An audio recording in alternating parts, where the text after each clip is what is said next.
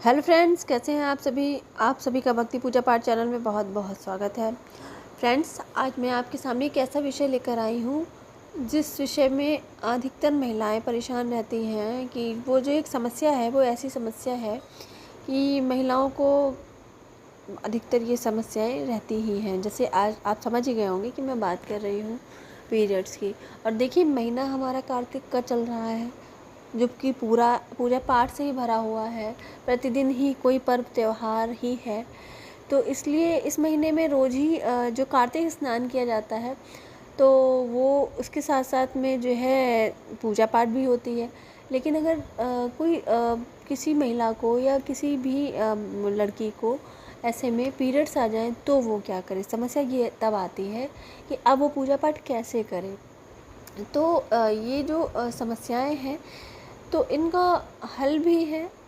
और जो पुराने समय से नियम चले आ रहे हैं, उनको नियमों को भी ध्यान में रखना है और साथ साथ में अपनी पूजा को भी करना है। तो इन सब चीज़ों को करते करते ही आप ये समझिए कि आपको फल भी पूरा मिलेगा पूजा का, और आप पूजा भी कर लेंगे। बस कुछ बातों का इसमें ध्यान रखना रहता है, क्योंकि देखिए इस दौरान में मतलब वस्त्र पहनने से लेके शरीर की शुद्धता तक का भी विशेष ध्यान रखना पड़ता है। और जो है इस तरह के जो नियम हमारे विधान में है वो सबको पालन करना पड़ता है। तो और पीरियड्स का भी आना होता है, तो मतलब कई चीज़ें होती हैं, तो ये असमंजस की स्थिति ही रहती है एक तरह से है। तो इसलिए जो है हम आपको बताते हैं कि ऐसे में करना क्या चाहिए। कि अगर पूजा पाठ करने के दौरान ही किसी महिला के साथ में ऐसा स्थिति बन जाती है या पीरियड्स आ जाते हैं उन्हें, तो उनको सबसे पहली चीज़ तो ये है कि सुबह स्नान, देखिए स्नान तो आप पीरियड्स में हैं तो भी करेंगे और नहीं भी होंगे तो भी करेंगे। तो स्नान तो सुबह की आप कर सकते हैं, और आप चाहें तो इस स्थिति में गुनगुने पानी से स्नान करिए, जो आपके शरीर को आराम भी देगा।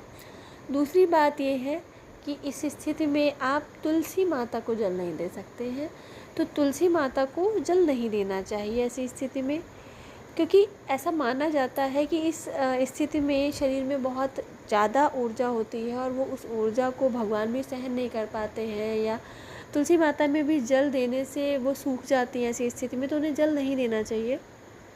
तो ऐसा किसी भी कार्तिक महीने के अलावा भी अगर हम कभी भी ऐसी स्थिति में हों और तुलसी माता को या जल दे रहे हैं, तो वो नहीं करना चाहिए। इसका असर सही नहीं पड़ता। तो इसलिए जो है ऐसी स्थिति में अगर तुलसी माता को जल देना है तो सुबह आप किसी अन्य व्यक्ति से जल दे सकते हैं, या दीपदान करना है तो किसी अन्य घर के किसी व्यक्ति से आप करा सकते हैं, ये मदद कर ले सकते हैं आप। तो इसलिए जो है स्नान का तो है कि आप स्नान सुबह कर लीजिए गुनगुने पानी से, और फिर उसके बाद में जो है ये पूजा जो है या दीपदान है या जल देना है, ये आप किसी अन्य व्यक्ति से करा दीजिए। वैसे शास्त्रों में 3 दिन का ही बताया गया है, 3 दिन ही स्त्री को रजस्वला माना गया है, लेकिन परिस्थितियाँ ऐसी आ जाती हैं कि 3 दिन का या 5 दिन का होता है। शारीरिक दिक्कतों के हिसाब से किसी किसी का 5 दिन चलता है, किसी किसी का बहुत ज़्यादा 7 दिन भी हो जाता है। तो इन स्थितियों में आप जब तक आपको ब्लीडिंग हो रही है तब तक तो आपको बिल्कुल भी जल नहीं देना है। और उसके बाद में जब आपको ब्लीडिंग ना हो, आप पूरी तरह से शुद्ध हो जाएं, फिर उसके बाद में आप स्नान के बाद में जल और दीपदान कर सकते हैं। तो इसमें और इसमें किसी वहम में नहीं पड़ना चाहिए, क्योंकि ईश्वर ने ही आपका शरीर दिया है, ईश्वर ने ही आपको ये सब चीज़ें दी हैं, तो वो आपके तो हाथ में है नहीं, आपके बस में ये सब नहीं है। और पीरियड्स तो हर महीने की प्रॉब्लम है, वो तो आना ही आना है, जो कि नेचुरल है। तो इसलिए इस चीज़ को लेके समस्या की तरह ना लेके ये समझें कि ये तो आना ही है, तो इससे निपटने के लिए हमें करना क्या है। तो इस तरह से आप करेंगे अगर, तो आपको कोई भी ऐसी दिक्कत नहीं हो सकती। और दूसरी बात ये है कि पीरियड्स में आप छू नहीं सकते हैं, लेकिन हाँ, मन में अपने ईश्वर को ज़रूर याद करें, मन में अपने ईश्वर के नाम का मंत्र का जाप भी करें, तो इससे आपको पूजा का पूरा फल मिलेगा, उसमें कोई भी दुविधा नहीं होगी। धन्यवाद।